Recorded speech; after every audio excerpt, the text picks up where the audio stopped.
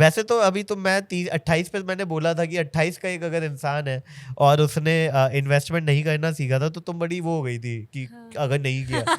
अब मैं अगर 35 पे पूछूंगा तुम तो बावली हो जाओगी कि यार छोड़ दे यार, अब तू तू तू जी योलो नहीं।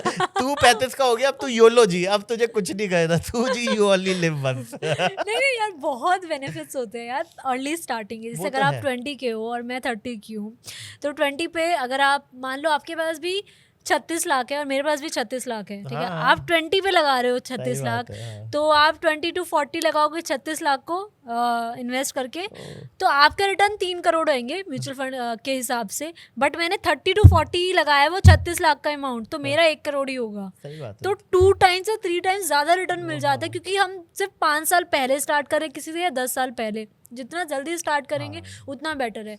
And it's not just about investing, आपके पास जो बेसिक फाइनेंशियल प्लान है वो होना बहुत ज़रूरी है। राइट तो पहला तो होता है हमारा इमरजेंसी फंड, क्योंकि आजकल बड़ी बड़ी टेक कंपनीज में ले ऑफ हो रहे हैं, टेक्नोलॉजी राइट एआई की वजह से कितने खतरे में है जॉब्स, सही राइट। बात है। कोविड जैसी सिचुएशन कभी भी आ कभी सकती भी है। आ सकती आपको है। पता होगा कोविड में 3 करोड़ लोग जो पहले मतलब मिडिल क्लास या लोअर मिडिल क्लास थे वो पॉवर्टी लाइन में आ गए थे। 3 करोड़ लोग अच्छा शिफ्ट हो गए थे बिकॉज ऑफ वन इमरजेंसी।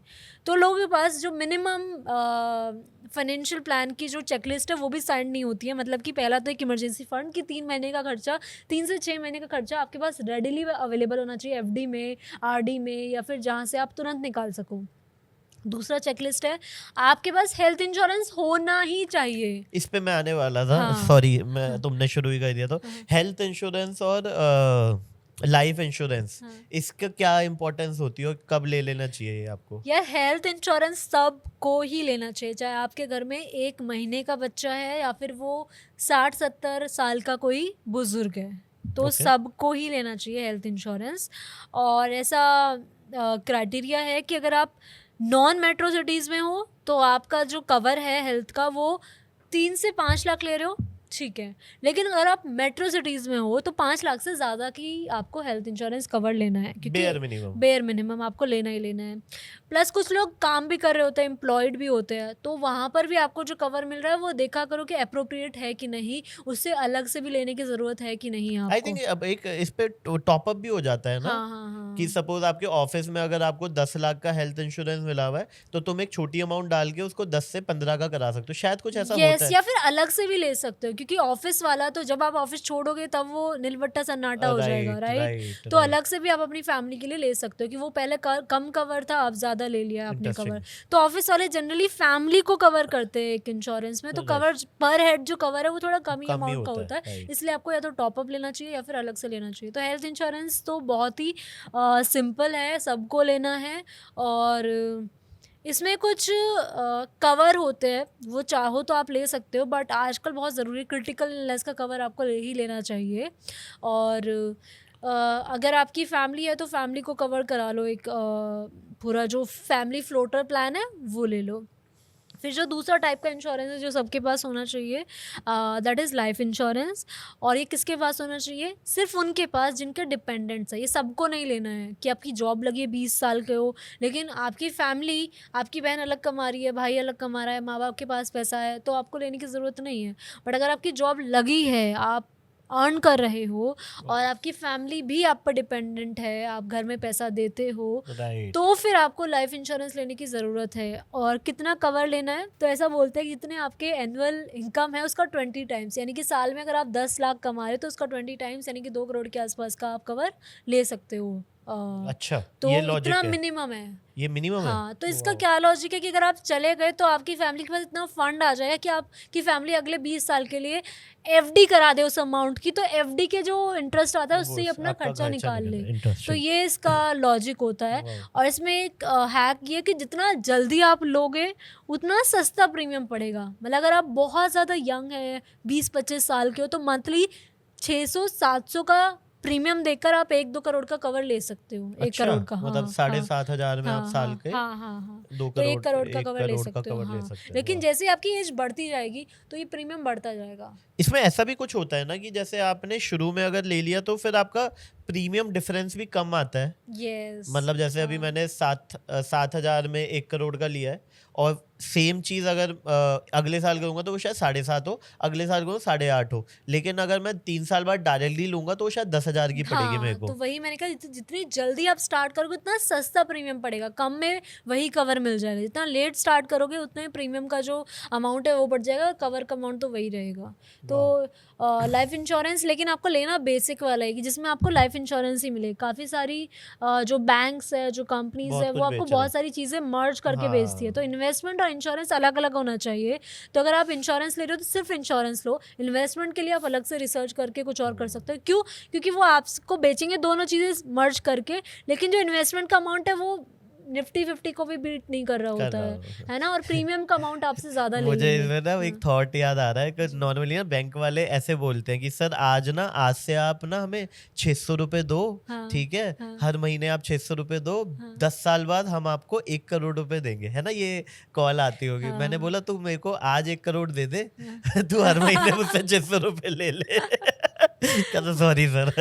मैं कहा तू ये बेको समझ रहा साले, हमें बीच में इन्फ्लेशन लगाई ही नहीं तूने कुछ भी, इन्फ्लेशन को तो काउंट भी नहीं करते। इवन काउंट जब ही हम नहीं म्यूचुअल कर। फंड के भी रिटर्न्स देख रहे होते हैं, तब भी हमारे दिमाग में भी यानी कि इन्वेस्टर्स के दिमाग में भी इन्फ्लेशन का इन्फ्लेशन अमाउंट आती नहीं, इतना विच इज नहीं सो आता है। ट्रू। लोग सोचते हैं कि अगर आप इन्वेस्टिंग कर रहे हैं 15,000 रुपये हर महीना इन्वेस्ट कर रहे हैं 15 साल तक, तो आपके पास 1 करोड़ का अमाउंट आ जाएगा। लेकिन आज का जो 1 करोड़ है, क्या वो 15 साल के सही बाद बात के है जो ये। 1 करोड़ है उसके बराबर होगा कि नहीं बिल्कुल, होगा? हाँ। तो इन्फ्लेशन भी अकाउंट में लेना पड़ता है, तब जाकर आपके फाइनेंशियल राइट, ये गोल्स ये मीट ये होते हैं। तो बड़ा कैची है कि जब भी हम CAGR देखते हैं किसी भी म्यूचुअल फंड का भी, तो हम वो देख रहे होते हैं अरे हर 3 साल में इसने ये दिया है, पर 6% बीच में माइनस तो किया ही नहीं ना हमने, जो तीनों सालों में शायद लगाना चाहिए ना, मतलब कैसे उसको सही किया जाए फिर।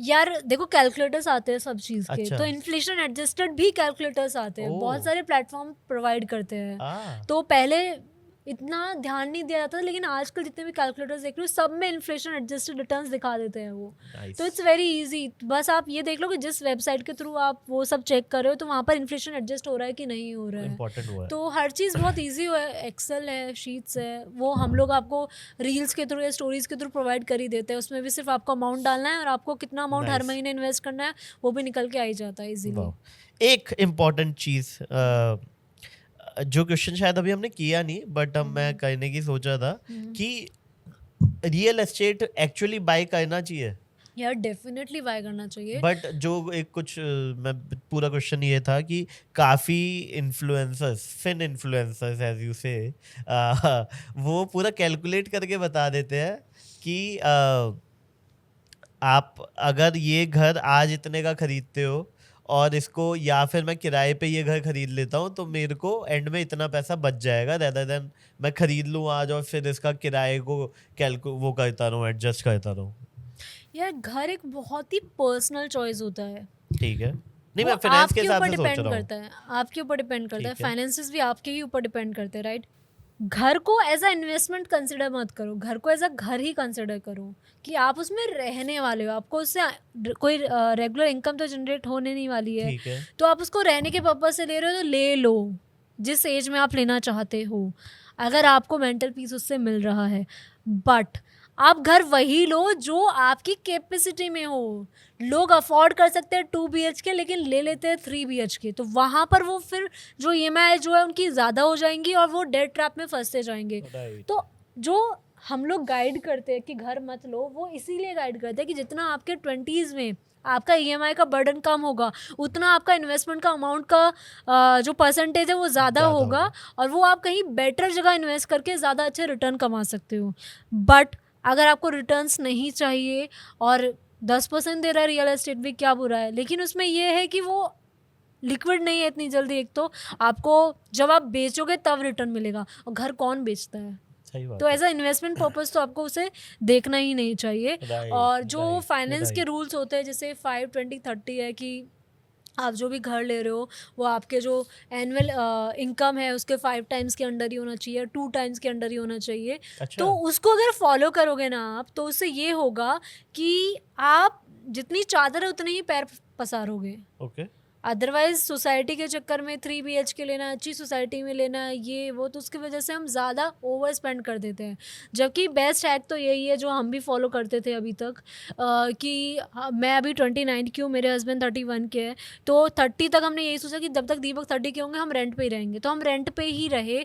हमने एकदम बेस्ट सोसाइटी में रेंट पे घर लिया, और उसके बाद जब हमें लगा कि सारे फाइनेंस रूल्स फिट हो रहे हैं, तो लास्ट ईयर ही हमने घर खरीदा है। अच्छा। कि ये हमारा इन्वेस्टमेंट नहीं है, हाँ। ये अब हम यहाँ पर रहेंगे, ये अच्छा। सोसाइटी, ये जगह फिक्स हो गई है हमारी कि हम यहीं अपनी लाइफ बिताएंगे, Nice. तो वहाँ पर हमने खरीद लिया। अब बाकी इन्वेस्टमेंट्स के लिए हम कहीं भी कुछ भी और भी कर सकते हैं। Interesting. कोई Right. कुछ क्या क्या रूल बता रहे थे, थोड़ा बताना। तो क्योंकि हमारे आसपास सोसाइटल प्रेशर बहुत ज़्यादा होता है, तो हमेशा हम अपनी हैसियत से ज़्यादा ही खर्च कर बढ़ते हैं। ठीक है। राइट। तो अगर आप घर ले रहे हो, किसी भी एज में ले रहे हो, तो ये फाइनेंस रूल ज़रूर चेक करना कि ये अप्लाई हो रहा है, एलिजिबल हो कि नहीं हो, तो इससे आप ओवर स्पेंडिंग से बच जाओगे।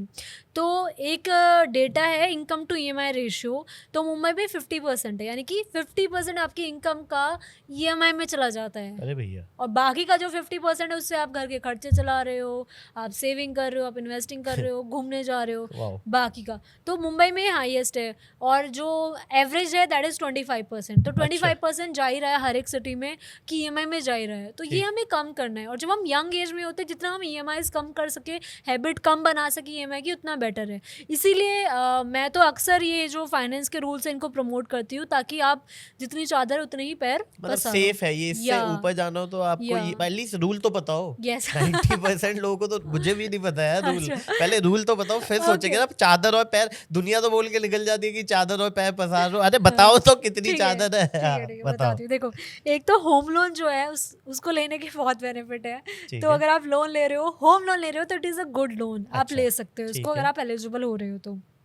ठीक है, क्योंकि ऑफ कोर्स 7-8% में आपको मिल जाएगा। ठीक है, डन। तो पहला रूल है कि आपकी जो घर की वैल्यू है वो आपकी जो एनुअल इनकम है उसके 3 टाइम से कम होनी चाहिए।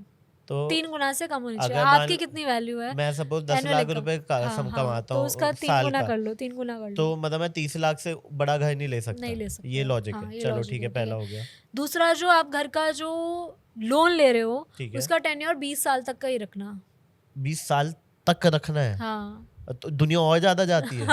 अरे भैया। तो वो एक्सटेंड करवा लेते हैं लोग, कभी EMIs नहीं पे कर पाते या कुछ, तो 20 साल से पहले ही रीपे करना है हमें। ठीक है, हो गया। उसके बाद जो हमारी EMI है होम लोन की, वो हमारी जो एनुअल इनकम है उसके 30% में ही हो। जो मैंने अभी बताया ना, इनकम टू EMI रेशियो किसी का 50% होता है, तो वो 30% से अंडर होंगे तो ही बेटर है। मतलब अगर मान लो मेरी लाख रुपए महीने की इनकम है, तो उसका 30,000 रुपए की EMI में मैक्सिमम बांध सकता हूँ। ठीक है, चलो ये 3 रूल हमें फॉलो ये 3 रूल आप फॉलो कर लो। उसके बाद एक और परसेंटेज बोलते हैं, वो जनरल है, वो सिर्फ घर के लिए नहीं, कि आपकी जितनी भी EMI है वो 50% से ऊपर कभी जानी ही नहीं चाहिए। लाख रुपए मेरी इनकम है तो 50,000 से ऊपर EMI जा रही है, ठीक है, उससे ज्यादा जब भी जाए रेड अलर्ट है। फाइनेंसेस को डबल चेक करो, रिव्यू करो, किसी फाइनेंशियल कंसल्टेंट को कंसल्ट करो, उससे पूछो कैसे आप सॉल्व कर सकते हो प्रॉब्लम को, क्योंकि it's a very big red warning. हाँ, वाओ। ठीक है गाइस, मुझे लगता है ये घर की नॉलेज तो हो चुकी है। मुझे लगता है मोटा मोटा फाइनेंस का तो मेरे हिसाब से तो मैंने सब जितना मुझे चाहिए थी इन्फॉर्मेशन। तो देखो दोस्तों, पॉडकास्ट तो एक बहाना ही है, तो हम प्राइवेट अपना वो कर लेते हैं, जैसे लाइव भी कर देते हैं हम सेशन। तो गाइस, ऐसी छोटी छोटी क्लिप्स में पैक आपको बड़ा एंटरटेनमेंट चाहिए, so don't forget to like, share and subscribe to काफी वाइल्ड लाइफ शो क्लिप्स।